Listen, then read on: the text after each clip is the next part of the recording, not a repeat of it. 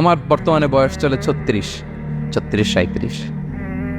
তো আজ থেকে 37 বছর আগে আমি কি ছিলাম? আমার অস্তিত্বই ছিল না, আমার কোনো নাম ছিল না, আমার কোনো গ্রাম ছিল না, আমার কোনো অ্যাড্রেস ছিল না, আমার কোনো পরিচিতি ছিল না।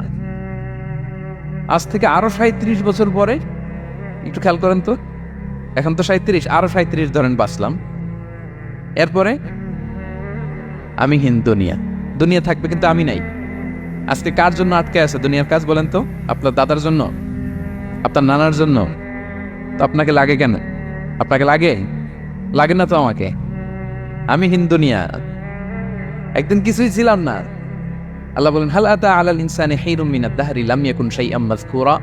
তুমি কিছু ছিলা, একটা সময় কিছুই ছিলা না, উল্লেখ করার মতো তুমি কিছুই ছিলা না। অস্তিত্বহীনের জগৎ থেকে তোমাকে আমি অস্তিত্ব আনলাম। তোমার বাবার পৃষ্ঠদেশ থেকে তোমার মায়ের গর্ভাশয়ে আমি তোমাকে ফেললাম। সেখানে আমি আল্লাহ তোমাকে একটু একটু করে তিলে তিলে বড় করলাম। 9 মাস 10 মাস পরে মায়ের পেট থেকে দুনিয়াতে তুমি আসো। দেখেন তো, দুনিয়ায় আসার পরে আমাদের অবস্থাটা কি? কাপড় নাই, চোপড় নাই, এভাবে চলে আসছি। আসার পরে কেউ যদি মুখে খাবার তুলে দেয় তাইলে খাইতে পারি, হ্যাঁ? তাও লিকুইড খাবার, এদিক দিয়ে দিলে এদিক দিয়ে পড়ে যায়, খালি মুছতে হয়। মেহমান একজন এসে আদর করে কোলে নিচে পেশাব করে দিছি গড়াইয়া। আসছে না নাই? হয়েছে না এরকম? আদর করে একটা কোলে নিচ্ছে না, এখনই না ডায়াপার আসছে মিয়া। আজ থেকে 10 বছর আগে এগুলো ছিল নাকি? প্যাম্পাস ডায়াপার ছিল, এই কাঁথা টাতা নিয়ে কোলে নেওয়া লাগতো, তারপরে দিছে ওদিক দিয়ে জামাটা ভিজে শেষ। ইভেন রাসূল সাল্লাল্লাহু আলাইহি ওয়াসাল্লামের কোলে এরকম বাচ্চারা পেশাব করে দিছে, এরকম হাদিস আছে। আদর করে মায়েরা বাবারা আসলেই তো তার বাচ্চাকে রাসূল সাল্লাল্লাহু আলাইহি ওয়াসাল্লাম কোলে দিতেন, পেশাব করে দিতেন। তো কার কোলে উঠছে এটাও জানি না, পেশাব করে ভরাই দিচ্ছে। পেশাব পায়খানা করে লাভ। লিকুইড দিলে খেতে পারি, শক্ত কিছু খেতে পারি না। এই তো আমি, এই তো আমার ক্ষমতা। একজন যে বললেন ক্ষমতার অহংকার, এই তো ক্ষমতাটা তো এতটুকু। এরপরে যখন জোয়ান হয়েছে, এখন তো জোয়ান, এখানে একটা ভূমিকম্প হইলে কি অবস্থা হবে বলেন তো জোয়ানদের? হ্যাঁ, কাঁপতে কাঁপতে সব শেষ। একটা ভূমিকম্প, একটা তুফান হলে ওটার বিরুদ্ধে দাঁড়াতে পারি না।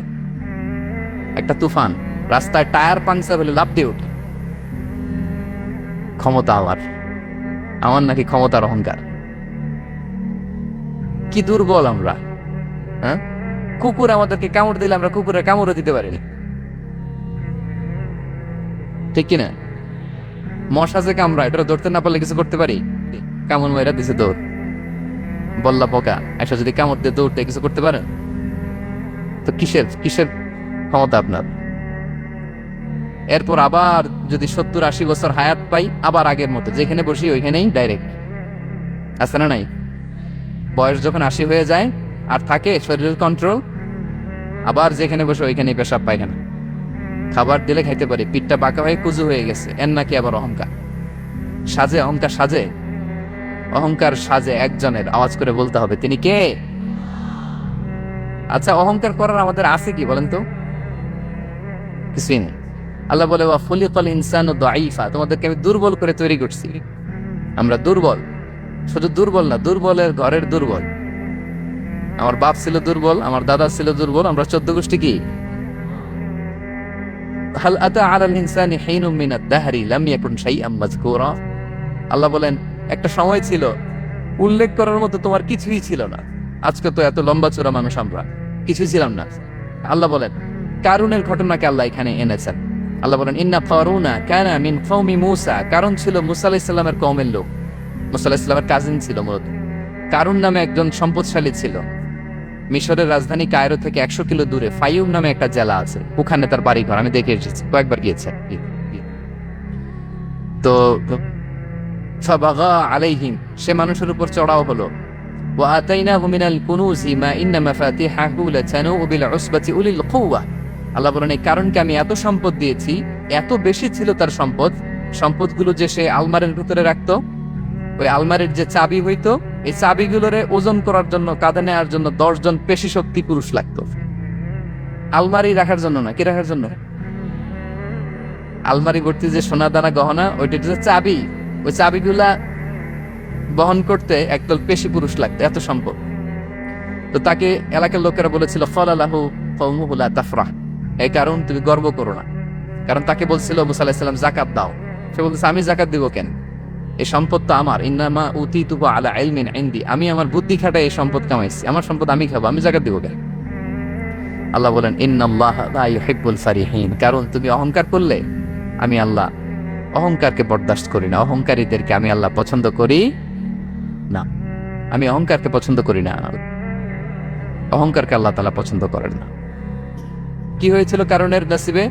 আল্লাহ বলেন ফাখাসাফনা বিহি ওয়া বিদারিহিল আরদ ফামা কানা লাহু মিন ফিআতি ইয়ানসুরুনাহু মিন দুনিল্লাহ ওয়া মা কানা মিনাল মুনতাসিরিন। আল্লাহ বলেন সে যখন অহংকার দেখালো, আমি কারুনকে আর কারুনের সব সম্পদ মাটির ভেতরে দাবিয়ে দিলাম, মুহূর্তেই দাবিয়ে দিলাম। সহিহ বুখারীতে এসেছে ইয়াতাজালজালু ফিল আরদ, প্রতিদিন এক বিঘত করে কারণ জমিনের ভিতরে যেতেই থাকবে, যেতেই থাকবে, যেতেই থাকবে কিয়ামতের আগ পর্যন্ত। আল্লাহু আকবার। কারণ অহংকার করেছিল। আল্লাহ বলে আমি অহংকারীদের পছন্দ করি না। সূরা লোকমানে আল্লাহ বললেন ওয়ালা তুসাইর খাদ্দাকা লিন-নাস, মানুষ থেকে মুখ ফিরিও না।